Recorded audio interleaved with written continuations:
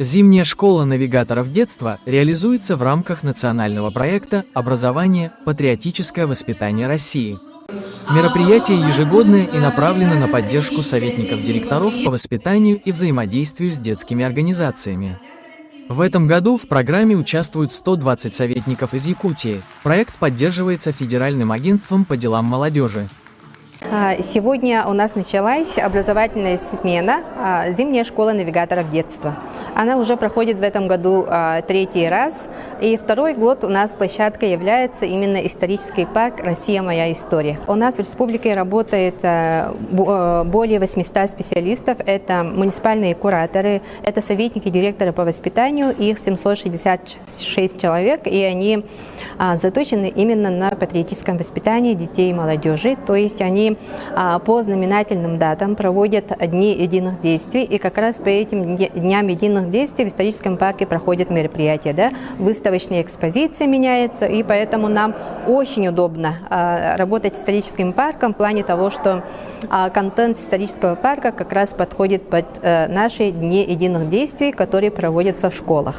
У нас приехали люди из арктических районов, охвачены где-то более 20 районов республики, да, кто смог приехать. И каждый год у нас участники зимней школы меняются. Значит, получается, мы в течение 3 лет охватили более 500 советников директора и муниципальных кураторов. Мы проводили в прошлом году конкурс «Лучший конспект занятия» для создания учебно-методического комплекса для дошкольных образовательных учреждений. Он называется «Орлята дошколята». Это основывается на трудах и философии Алексея Алексеевича Кулаковского «Эксекуляр Алексей». То есть ненавязчиво, а в игровой форме детям начальной школы передается наследие Кулаковского.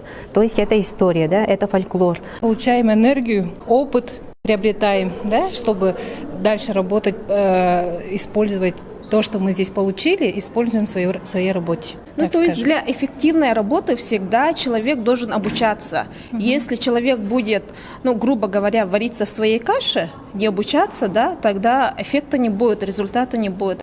Это возможность постичь чей-то опыт и применить уже у себя непосредственно в Нерчинском районе. Воспитание патриота – это прежде всего воспитание человека, который любит свой собственный родной край, участвует в его жизни вместе с родителями и стремится к тому, чтобы развивать себя в дальнейшем, уже становясь более взрослым человеком.